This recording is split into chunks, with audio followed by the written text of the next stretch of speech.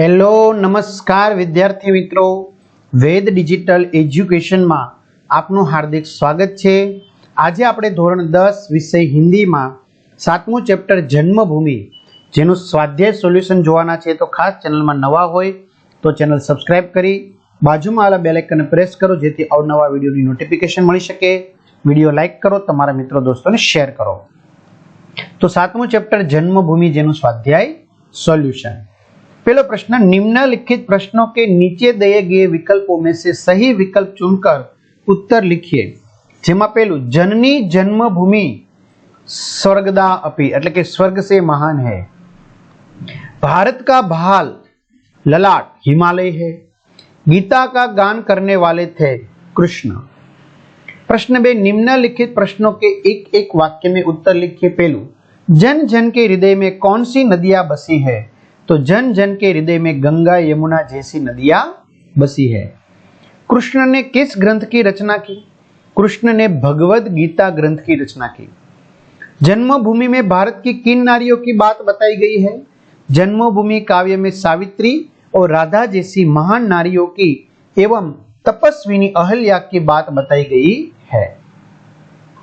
चौथो, शांति निकेतन क्या है? तो शांति निकेतन एक तपोवन है जहां ज्ञानी ऋषि मुनि ध्यान मग्न होकर ज्ञान रूपी नभ मंडल में विचरण करते हैं। घना बधा विद्यार्थी मित्रों केवुं छे के सर अमे धोरण 10 में छीए तो अमने प्लीज गणित विज्ञान में अघरू लागे छे तो एना प्लीज विडियो आपो, एनु वांचवा माटेनुं मटीरियल आपो, परीक्षाना समये पेपर आपो, बराबर। तो आ बधी ज वस्तु विद्यार्थी मित्रों आपणी वेद डिजिटल एज्युकेशन नामनी एप्लिकेशन में તમને પ્રાપ્ત થવાની છે, જેમાં બધા જ વિષયના પાઠ્યપુસ્તકની સમજૂતીના વિડિયો, સ્વાધ્યાય, વિષય પ્રમાણે મટીરીયલ, અસાઇનમેન્ટ, પરીક્ષાના પેપરના વિડિયો, એકમ કસોટી, બરાબર।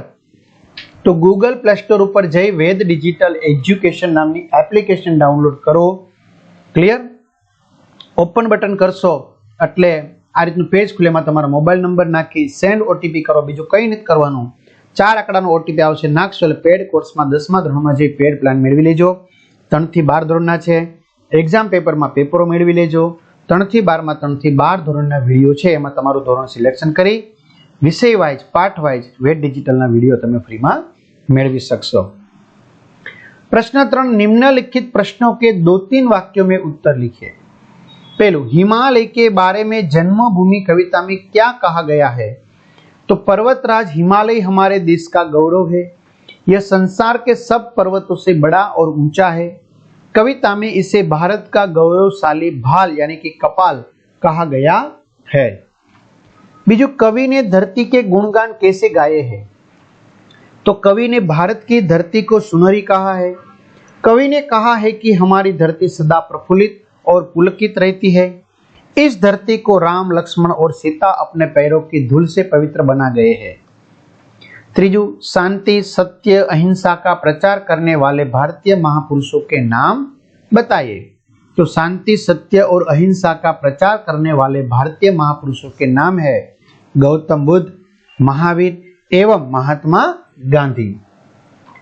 प्रश्न 4, निम्नलिखित प्रश्नों के 4-5 वाक्यों में उत्तर लिखिए। पहलो, कवि ने जन्मभूमि को स्वर्ग से महान क्यों बताया है? तो मनुष्य को अपनी जन्मभूमि से बहुत लगाव होता है। वह कहीं भी रहे पर उसका मन अपनी जन्मभूमि में पहुंचने के लिए लालायित रहता है। अपनी जन्मभूमि की धरा, नदियां, पर्वत, महापुरुष, महान नारियां, परंपराएं, रीति रिवाज उसे बांधे रहते हैं। वह अपनी जन्मभूमि के लिए अपना सर्वस्व त्याग करने के लिए तैयार रहता है। इस तरह कवि ने जन्मभूमि को स्वर्ग से महान बताया है। बीजू, जन्मभूमि कविता में भारत भूमि की क्या क्या विशेषताएं बताई गई है? तो कवि ने भारत भूमि को स्वर्ग से भी महान बताया है। कवि ने हिमालय को भारत भूमि का भाल बताया है। यहाँ गंगा यमुना जैसी पवित्र नदियां हैं।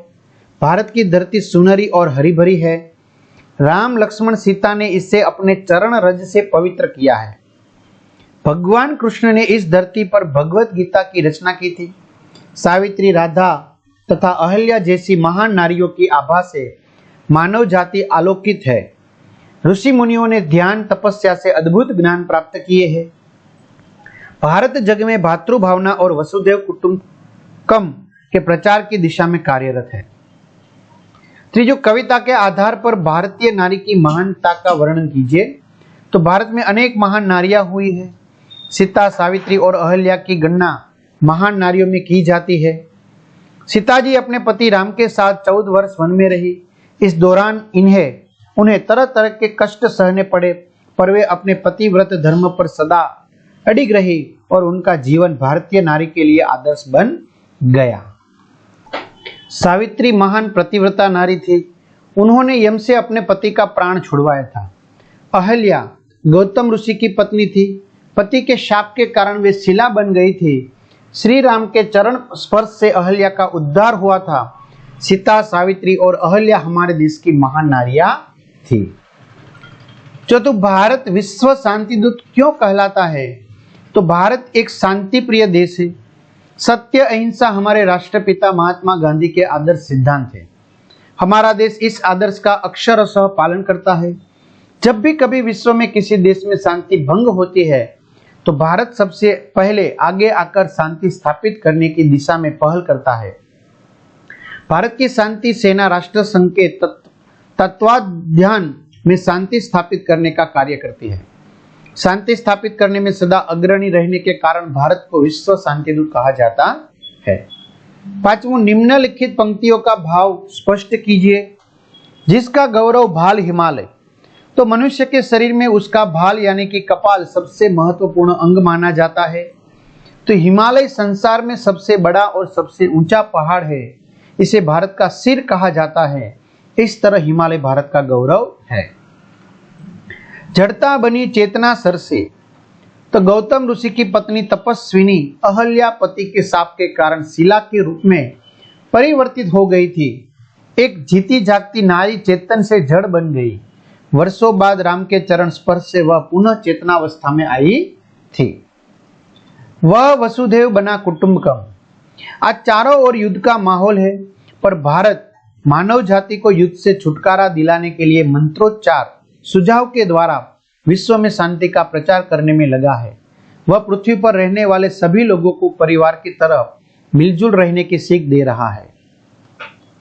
छठो, निम्नलिखित शब्दों के समानार्थी शब्द लिखिए। जननी, माता, ज्योति, प्रकाश, शिला, पत्थर, विचरण, घूमना, गौरव, बड़प्पन, पुनीत, पवित्र।